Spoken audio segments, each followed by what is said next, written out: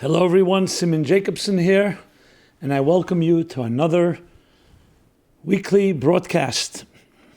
We'll be talking about protection from evil. Being that we're about to enter into Passover, which will be Friday night. Passover, of course, is perhaps the first documented story of institutionalized discrimination and racism, where an entire nation rose up on a nation they were the host, on a nation that was living there, the Jewish people, enslaved them, and perpetrated, as I said, the first documented genocide and slavery and bondage, which has become, of course, a legend and a story of its own for generations to come. We tell the story every year. So there's so many different angles. I thought it was appropriate to talk about protection from evil. You know, the word evil is so used, is so overused. People use it in personal terms, in collective terms, on politicians, on governments, on employees, on employers. But step back for a moment and let's ask the question, what does the word evil mean? What is evil? What exactly is that?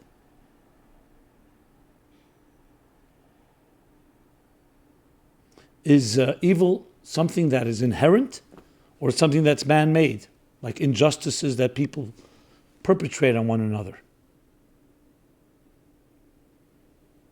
So, of course, philosophers and theologians and many have weighed in to ask that big question, what evil is, and whether it actually exists. Is it a subjective thing, meaning in the eyes of the beholder? For one person, something is evil, for another, it may not be. Or is there something objective about it? And obviously, without defining what evil is, it's very difficult to talk about protecting oneself from evil. So that's what we'll be discussing. We'll try to enter into the belly of the beast, into the abyss, and try to understand this word. You know, we talk about good and evil, good choices, bad choices. So that is the topic, and I hope we can come away with a deeper understanding, but not just a philosophical understanding, but also an approach, how to deal with the challenges in our lives, and how to come out not only unscathed, but actually stronger than ever. So, in simple terms, even on a childish level, you ask somebody what is good and evil, some people will say good is when it helps people, it helps society, it helps the world, and evil is when it destroys, when it undermines, when it's destructive. And other people you may use the terms that selfishness, when we talk about just dealing with myself and stepping on everyone else, me, survival of the fittest, that may not be evil per se, but it can lead to evil. Because when you're thinking only about yourself, not the good of another or the good of the cause, the greater good, that leads to evil acts. So evil in that context is a very much of a man-made thing, meaning it's what people do to each other when they're in a mode of either self-absorption, self-interest, selfishness, narcissism, and not considering anyone else. Or in the first interpret definition, when you do things that are destructive. What does destructive mean? Killing, hurting, maiming, compromising, abusing. So this is what many people would define as evil. And now obviously, is the big argument that many will say is, 1 second, how do I know what is evil? Well, one person says is abuse, another person may say is not. And if it's mutual consent, you could say, hey, maybe it's not a bad thing. So is there such a thing as absolutely evil act? I think many of us would agree. Not all, but many would agree that what the Nazis did during World War II, the Holocaust, choosing innocent men, women, and children for no other reason except their race or their religion, and killing them mercilessly, would be considered an evil act. The fact, however, is that there were millions and millions of Germans that participated, either directly or indirectly, and it's happened not only there, in other countries as well. And they find all kinds of justifications. They actually justify it as helping the human race. Now, of course, that's grotesque and obscene to us, but you could see that you could have also disagreement on such a fundamental matter. You'll say the child is innocent, but the child may grow up and become my enemy. The child is corrupt, coming from mutant genes, whatever. I'm not even going to go into it. I don't want to give it the credence of justification.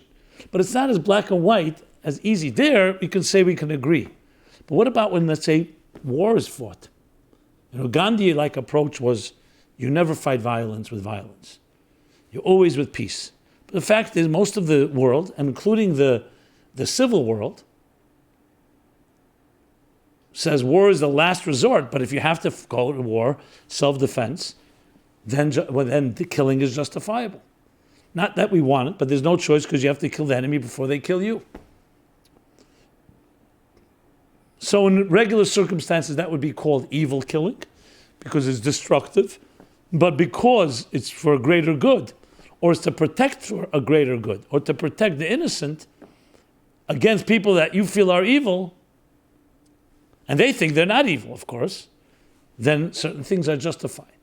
My point is that it gets more complicated as you start looking deeper into it. So when we throw out the word evil, we have to be careful what we mean. Now, let's go back to the question, is anything inherently evil? Is there any fiber of existence, any mineral, any entity, any organism that is evil?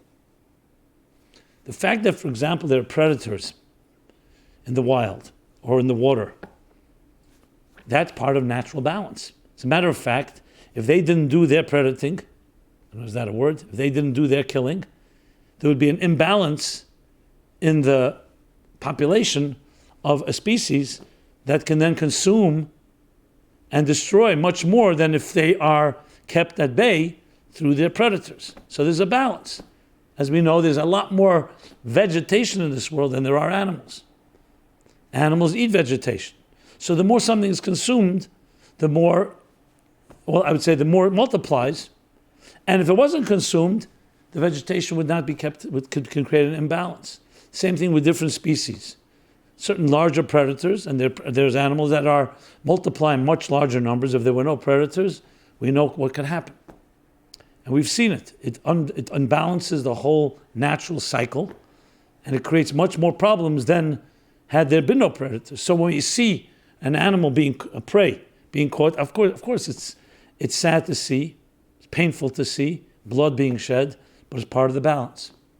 Okay, so we could say in the animal kingdom, it's not their choice, it's the way nature keeps it balanced. Like I've talked about many times, natural disasters that we call natural disasters. Hurricanes, tornadoes, earthquakes, volcanoes. The truth is, they're part of the balance of nature. If you didn't have them, the world would explode. An earthquake relieves the tension of the tectonic plates beneath the surface of the earth. Same thing with a volcano. Hurricanes, think of it like a vacuum cleaner that needs to clean out. Where does it become a disaster? When human beings are in its path. But the question is, where most of these natural events happen, you see I'm using the word event, we're not even naturally a place conducive for human beings to live. We drained swamps. We went in places that were not really necessarily places of human civilization. So I'm not challenging and criticizing people of doing that, but in many ways you could say a hurricane at sea we don't call a natural disaster. So when you really think about it, in nature, nothing seems to be evil. It's evil if you misuse it the wrong way. But per se, everything has its purpose. There are poisonous mushrooms, and there are non-poisonous ones. If you don't eat it, then it's not evil. It has its purpose. The same thing with everything in the world. If you misuse something, it's like anything. You have a machine. You use it for the wrong purpose, it becomes a knife, a kitchen knife. Kitchen knife can cause damage, can be used to hurt people. But a kitchen knife can also be used to cut food and to sustain us. So it's all how we use it. Per se itself doesn't have any inherent negative element to it. And yet we do find, we'll talk from the biblical point of view, some things are permitted and some things are prohibited. So one could say is you have to choose between, like it says, you were given two paths, the path of life, the path of death, the path of good, the path of evil.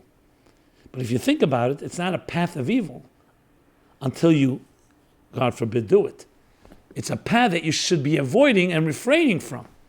So in that sense, as long as you refrain from it, and you just said, don't go down this path, it's just as much blessing as when someone says, go down this path. So again, it's not the path that's evil, it's whether you misuse it. So when something's prohibited, it says, do not hurt another person. If you don't hurt another person, you've been warned, and guided, and directed, and educated. If you transgress that rule, that principle, then you bring evil into the world. So the fact that some things are off limits or not supposed to be done or acted upon, it's like saying, use the knife for good purposes, don't use it for bad purposes. So again, it's not inherent until somebody takes it and uses it the wrong way, not for what it was created. Simply like no different than machines or equipment or entities that were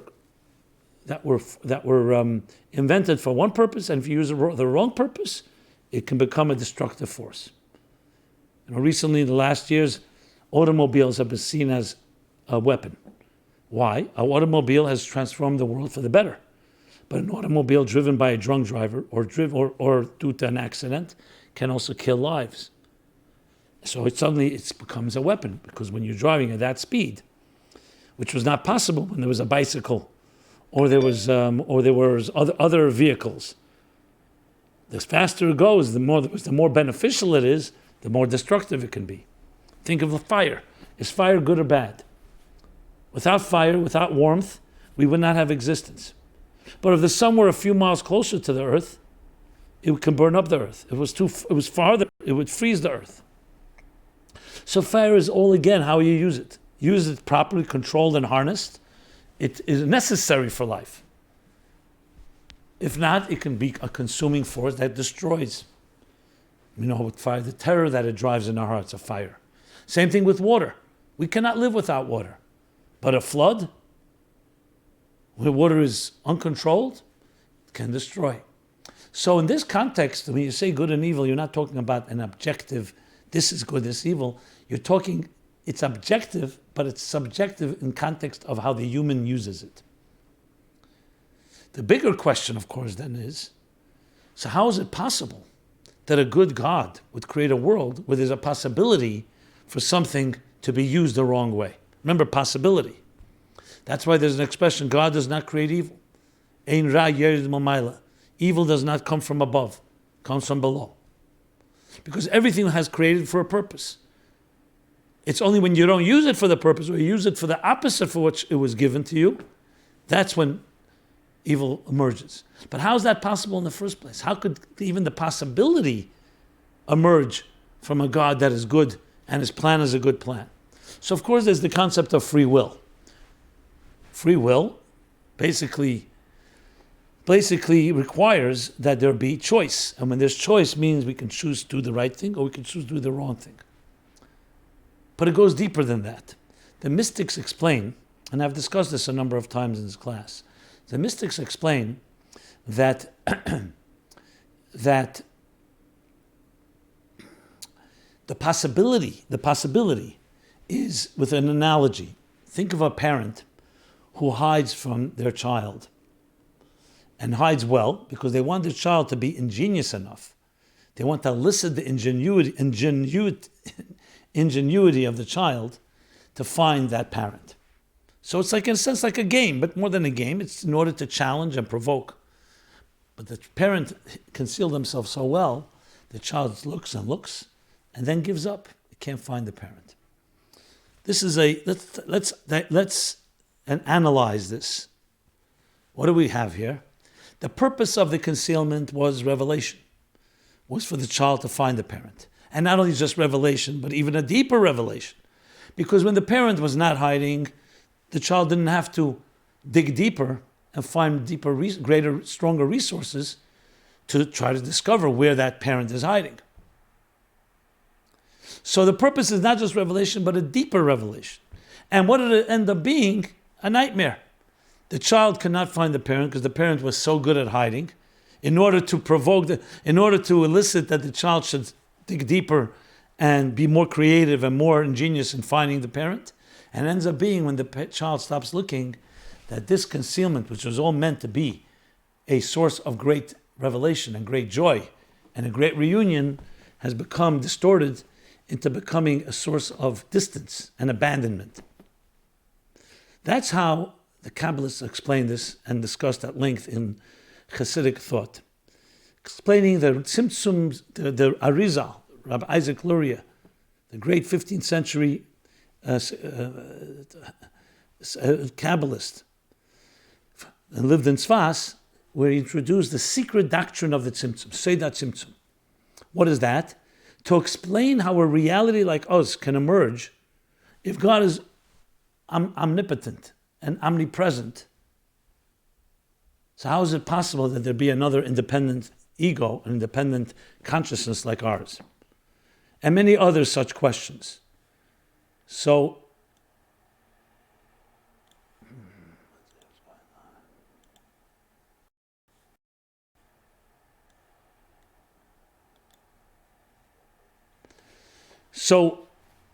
the Arizal introduced this concept of Tzimtzum. It's really already alluded to and hinted to in the Zohar and earlier works, but the Arizal turned it into a doctrine and elaborated on it and explained that it came through a Tzimtzum. A Tzimtzum is a complete paradigm shift of the deepest sort. What kind of paradigm shift? That when here is the divine consciousness, and in a sense the divine consciousness so-called retreated, if you wish. Basically receded. Think of it like water receding and allowing space, conceptual space, for another independent consciousness. So from the perspective of the parent, nothing is concealed. The parent knows where they are, and they see the child doesn't see the parent. From the perspective of a teacher, using a similar analogy, the teacher is concealing in order for the student to be able to be present, because if the teacher would just reveal their entire brilliance, it would overwhelm and annihilate the student. So create space in order for the new consciousness, for an independent consciousness to emerge. So the Tzimtzum is in order to bring revelation and even a deeper revelation. But when misunderstood or not seen through, and see Tzimtzum as an end in itself, which is the human choice, it can end up becoming the root of all problems, or what we will call the root of all evil.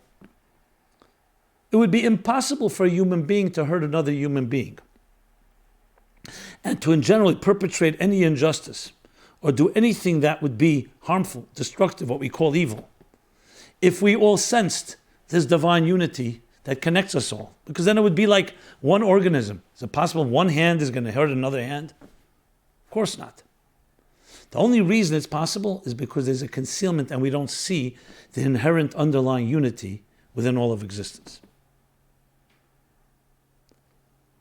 So in that sense, think of it, it's amazing. I mean, I wouldn't even like to use the word amazing or fascinating because we're talking about negative things, but it's fascinating because a tremendous insight of how to understand the anatomy of dissecting the anatomy of evil, dissecting the anatomy of what drives it. And an excellent example for it. Just recently, last week, first time ever, a picture of a black hole. And everything is a lesson in our lives. What is a black hole? It actually defies a picture. Why? Because a black hole was predicted by Einstein and then proven time and again as a star whose gravitational pull is so powerful, it doesn't even let light escape, so we can't see it. So how do we know it's there? We know it's there because we see its effect on its environment, on its surroundings. So for example, you think of this, you're sitting in a room, you have a piece of metal on the table, and the metal starts moving. You say, what's causing it to move? The answer is there must be a magnet, a very strong magnet maybe behind the wall. Maybe you can't see, concealed. So you can't see the magnet, but you can see its effect.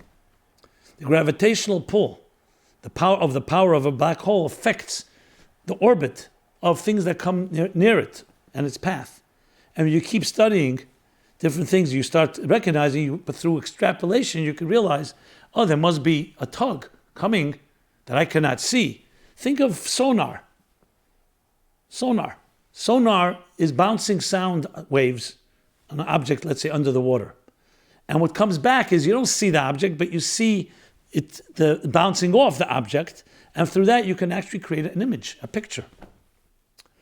So a black hole is an excellent example for the Tzimtzum Obviously, it's not on a cosmic level, and doesn't have all the philosophy. What is taken over is the experience of the negative. But when you can step back and look at the reasons behind it, and I'm not dismissing the negative, something powerful we learn from it. And that is, we discover and learn that there's a power behind it that led on to this place. Why is that so important? You'll say, let's just eradicate the evil. The Nazis, whether it's on a collective basis or an individual basis. Because you eliminate the symptoms, but you haven't eliminated the root. And that's the powerful message that we learn from Passover, and we learn from this Kabbalistic and mystical insight. That yes, of course we do everything to get rid of the symptoms. Of course we defend ourselves and we protect and we do whatever it takes. You lock your doors, you build armies in order to protect the innocent from the cruel, from people who have misunderstood ultimately, and not only misunderstood, distorted the whole idea of free will and are abusing it and exploiting it for their own selfish purposes. But we have a bigger goal. We want to eliminate the root of it all. And you eliminate the root of it all by recognizing that there's a darkness that we need to contend with. There's the darkness that we need to fight. And when you understand that the root of evil begins before the evil, which means before you and I may do something that hurts another person, even on a subtle level, it begins because we see ourselves as independent, as self-made, as self-contained. So the most important thing of all, again, I say do everything possible. We have to do everything possible to eliminate the symptoms. Just like you take painkillers to get rid of the pain, but you want to get rid of the root. What we have to do is recognize the revelatory light within the black hole, the revelatory light within the tzimtzum. And how do we do that? We look at the darkness of our lives. We look at the fact that this world does not see reality as an opportunity, as a challenge for us to be ingenious like that child and find God, find truth, find soul, find love. So it's not just that we're looking for love in a hostile world. We're looking for unity in a fragmented universe. We're looking for peace in a divisive and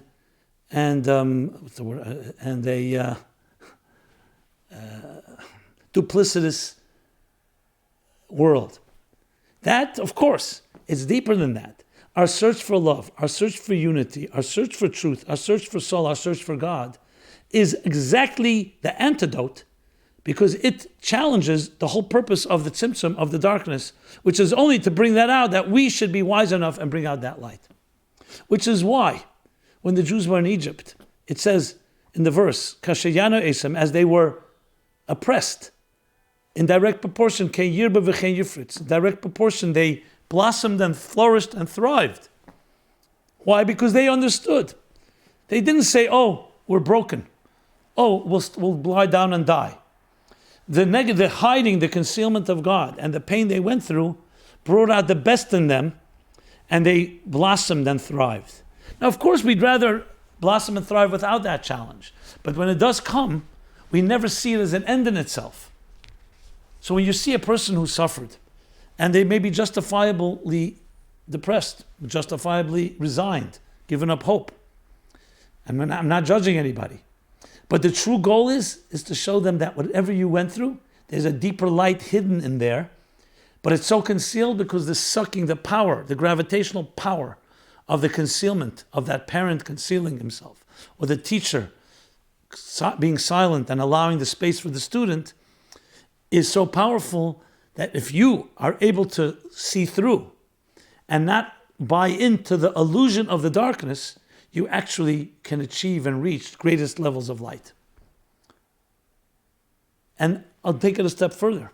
This is so vital in its own mysterious way to the big purpose of existence and the purpose of our lives that God himself says, I will tolerate even cruel acts, because it's the only way that the concealment is going to be real.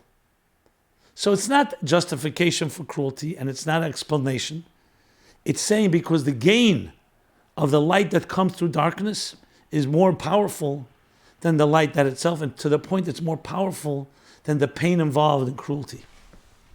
And that's why we firmly believe, and you can even understand it logically, that at the end of the day, goodness is more powerful than evil. Because evil is just the absence of light. That's been misunderstood and turned into, unfortunately, real evil acts.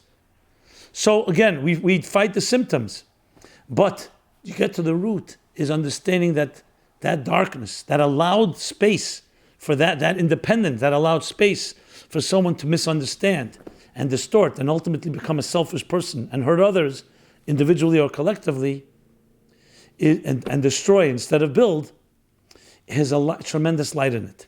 So every time you resist selfishness, every time you resist temptation, every time you resist something that your own narcissistic voice inside of you demands, you're not just being a good person, you're not just being a nice person.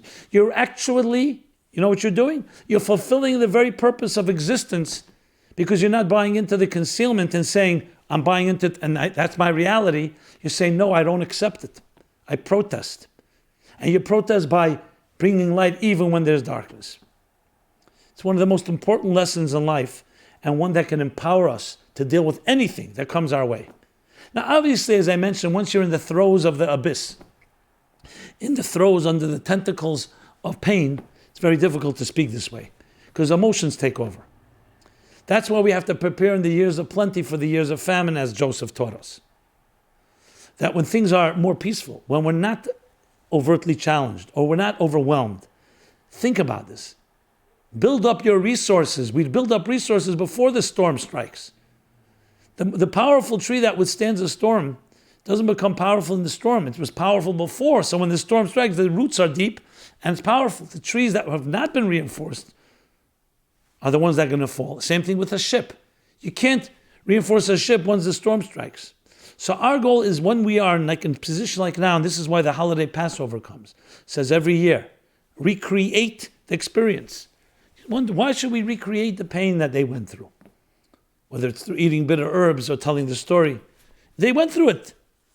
Once is enough, and that's that. Now let's celebrate the celebration. Because the point is not just to empathize, not just to identify with our ancestors. It's actually the lesson that they went through is a lesson for us that we also go through Mitzrayim, which comes from the word constraints, all limitations, all inhibitions, all addictions, all fears, all insecurities. You fill in the blanks. That we are recreating it and living it every day, and we imagine ourselves going through that situation in the conceptual sense, in the psychological Mitzrayim sense, with the purpose being to reveal much deeper, because Mitzrayim, the constraints, min ha-meitzar, from the word Mitzrayim, from the dire straits. I call out to you, and what happens? And God answers in expansiveness. Because when you call from pain, when you call from constraints, your cry is much deeper. It's like a dam. When there's resistance, it builds up the power. When there's a concealment, it builds up the resources, the ingenuity, the drive to fight that darkness. And that was the driving force of every great man and woman in history. If you want to know their greatness, you don't look when things are good. When they were challenged, what happened? They became stronger. Not just because they're strong people, because they saw the challenge itself as part of the process. They did not get deceived. They didn't allow themselves to become emotionally overwhelmed, as painful as it was. They looked deeper and they realized even this darkness has purpose. And if I don't see the purpose today, it'll be tomorrow. If not tomorrow, the next day. And with that vision, you're able to deal with anything. Because you're not consumed and you're not overwhelmed by the moment. You see there's a bigger story. You may not see it, but you believe it. And you prepare, as I said, in the times of plenty. So it's really understanding the black hole of evil, the black hole of existence, that in truth is just a darkness that is very powerful light, just inverted, symptom inverted. And our goal is to exvert it. I don't know if that's a word. To extrovert it, to extract it, and tap it, and transform it. Not to bypass it, not to surrender to it, but to transform it. And we transform it in a simple way. Right now, each one of us, every moment in our lives, you have the choice. Am I going to take care of myself, or am I going to help another person? Am I going to be kind, or am I going to be selfish? Am I going to be destructive, or am I going to be productive? Am I going to understand that the resources and gifts, blessed, my wealth, my intelligence, all the resources, all the faculties I are here to help make the world a better place, or just about me, me, me. This choice you make is the difference between feeding the Tzimtzum's darkness, the black hole, or fighting it. Or I would say not even fighting it, actually redeeming it, freeing it from that trap, because that's what it wants. The whole darkness is only to bring out the light, like I said before. So you're either going to buy into it and be deceived, which is sad, or you say, no, I won't be deceived. This darkness is only meant to bring out even a greater light. So we talk about protection from evil. Protection from evil can be symptomatic, and that's it. Or you put on armor, you lock your doors, you have burglar alarms and other types of security systems, walls around you. That will protect from actual attack. And it's also not always perfect. And then there's another type of protection. Preemptive action. Preventive medicine. Get to the root of it, that there won't be someone there to attack in the first place. Now, of course, we have to be not naive. It's not like if you fight the Tzimtzum and you continuously bring light, everybody else's. But when we do it, we weaken the hold of the Tzimtzum. You become part of the solution, not part of the problem. And that has a ripple effect, a butterfly effect. Using another example from physics, that affects everybody else. Now, it may not happen overnight, but remember thousands of years that we've been doing this. So when you fight and win your small battles, you ultimately in some way weaken the hold of the black hole, the hold of the concealment, because you've shown in action and in thought and in speech and in your behavior that you're not buying into the darkness and the concealment. You realize it's a catalyst for greater growth. It has even more light, and you do everything possible to reveal that light. And you think of it that way. It's the destiny of your life and the life of your loved ones when you think that way. And that's what happens on Passover night. We recreate the story, including the pain. We don't hide. We're not in denial. We're not escaping. We look at it squarely, head on, and we defang the enemy by understanding the enemy. As we all know, fear and most psychological enemies are much more powerful because they are concealed. They hide their presence. When you don't see the enemy, you can never know how strong the enemy is. You could have a very small enemy, but the enemy makes a lot of noise, or your own nightmares and your own paranoia exaggerates and amplifies the enemy's power. That's why psychological warfare is so important. Because if I can convince the enemy, my enemy, that I'm more powerful than I am, that weakens their resolve. It demoralizes them. Same thing is psychologically. When you are unaware of the causes, then there's much to fear. But when you can cut through the curtains and dissect the anatomy of it, get to the soul, so to speak, of the root of this type of behavior, you ultimately defang it. First of all, you're more aware. So once you're more aware, you're always in a better position. Number two, the enemy of darkness is light. So the child, let's say, continues to search and does not give up. And ultimately they get a hint that they see something, they see their parent. That itself weakens the whole hiding of the parent. As long as you buy into that their hiding is more powerful than your ability to find them, then of course you're feeding that the illusion. As soon as you say, no, I'm going to find that. I may take time, I may need more patience, more creativity. You have, in effect, weakened the hold of that concealment. So we have that power, each in our own small way. And ultimately, we believe firmly that we can tip the scales, we can tip the balance, the tipping point, where others will also, it'll rub off on others, it'll affect others, it's an attitude. So Pesach, this is the story we tell our children, Passover. This is the story we tell ourselves. We talk about the whole story. That means Haggadah is telling this story. And we're talking about not just protecting by building armor, defensive mechanisms, but we're talking about an offensive way.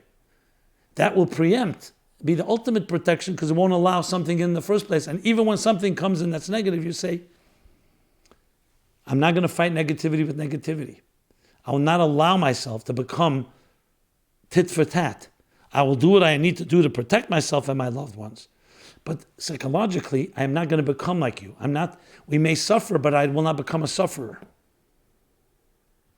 And you fight the battle on both fronts, on the defensive front, but on the offensive front, by defanging, by looking deeper and realizing that there's a force behind us that is far stronger than the darkness. And we free that and redeem it by acting on it, by becoming better people, by making a decision and resolutions on Passover that I will find ways to emancipate myself and others, be more compassionate, be more giving, bring more light in your life. And that is not just dispels the darkness, it disarms the darkness. It disarms it from its power of illusion, of its psychological power to make us think that it is an end in itself when it's not.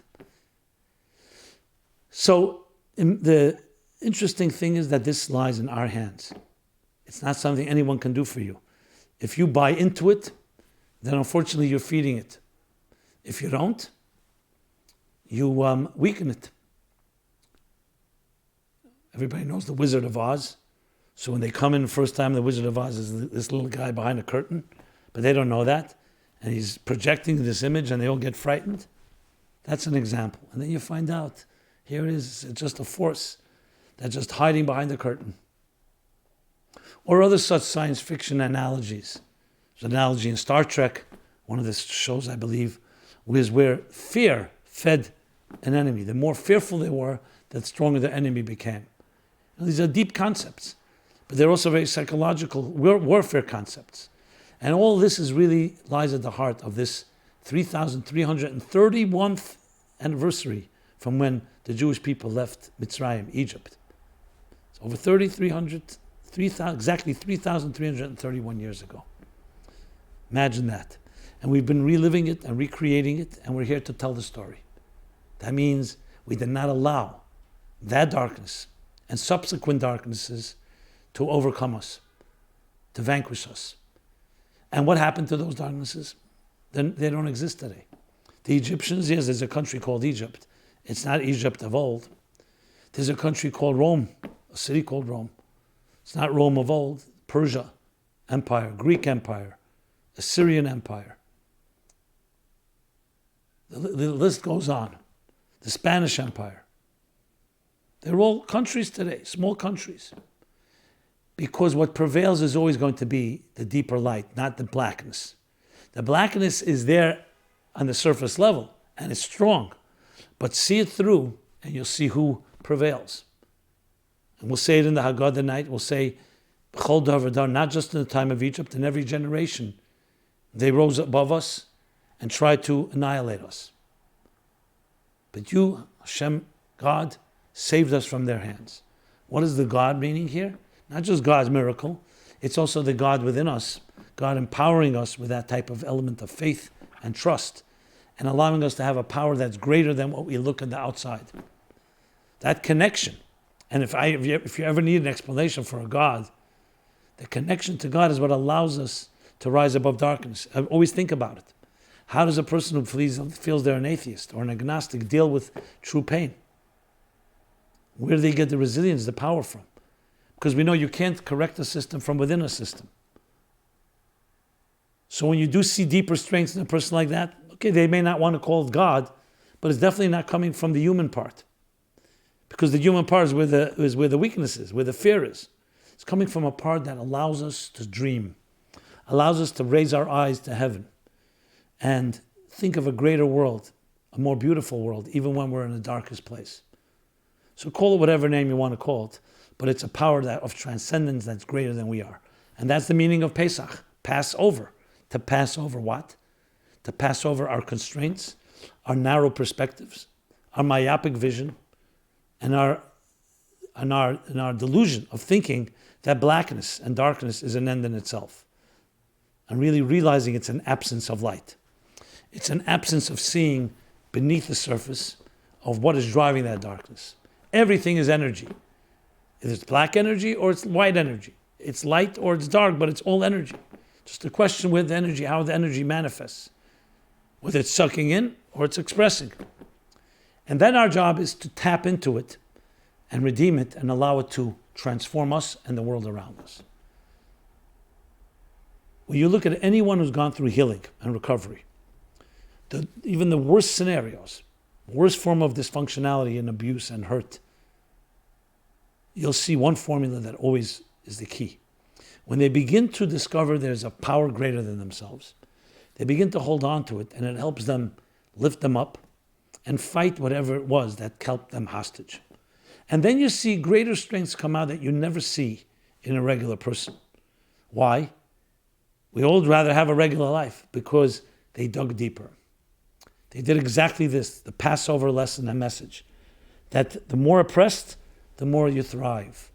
That's because you can tap into the darkness. It's not just that you connect to something greater and you can ignore the darkness. You're actually tapping into whatever caused it to be dark. Now, the most important thing to remember, this is not a justification. So the person who's abused, the abuser will say, you know what? Thank me. I'm the one that brought you this great light. No. Al-Hamazik, the person who did the crime, like he says in Tanya, will get there, be accountable for Rei B'chirose, for his bad choices, evil choices. But you have learned a lesson. Joseph was sold into slavery by his brothers, and that was not justifiable. They did a wrong thing. But Joseph did not feed into bitterness. He said, God did this to me, not you. He did this to me in order to be lemichia, to bring sustenance to you and to my family and to our people. The whole exile in Egypt, you could say, began in a bad way, but it ended up creating a great people. That would not have been possible had it not been there. So we don't see that as an end in itself, and we don't glorify and deify and worship the darkness, but we look at it and say, what does it mean for me, and what does it do for me? So those that perpetrated the darkness, they will get theirs. We're not talking about, they are not partners in the benefits, because they did something with bad intention, and they bought into the darkness. They allowed themselves to be victims of the darkness and feed off of it and do destructive things as a result of feeling that they're independent entities. And they can do whatever they want. Basically worshiping themselves as gods.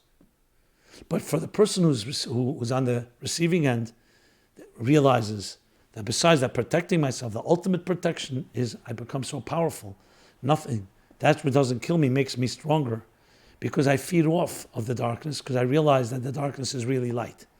A deeper light. Again, not for the person who did it, because they have bought into the darkness, not into the light.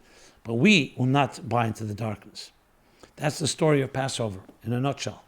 It's a tremendous lesson in life of how to look at evil, how to deal with evil, how to deal with pain and loss and challenges, how to come out a much stronger individual. Of course, this is a topic that deserves a lot more, but I hope I gave a good overview and some food for thought. As always, I invite your comments, your feedback, your thoughts. Please go to meaningfullife.com, where this is broadcast every week, a new broadcast, and then it's archived. Share this with friends. Please be partners with us in bringing this message, because we need each other to fight, to recognize, not just to fight. It's not a war against darkness. It's the recognition of what its true nature is. It's a very different approach than a war. And a little light dispels a lot of darkness for this reason. Why? When it comes to fire and water, they're equal adversaries. Why? Enough fire can extinguish a large body, can evaporate a large body of water. Enough water can extinguish the largest fires. And they go to battle when they meet. Light, a little light. Why? Without any effort. You may need a lot of light for a very dark room, but in the area where the light is shining, it automatically dispels. Because there's no such thing as real powerful darkness. Even according to the opinion, like in Egypt, they were able to touch darkness.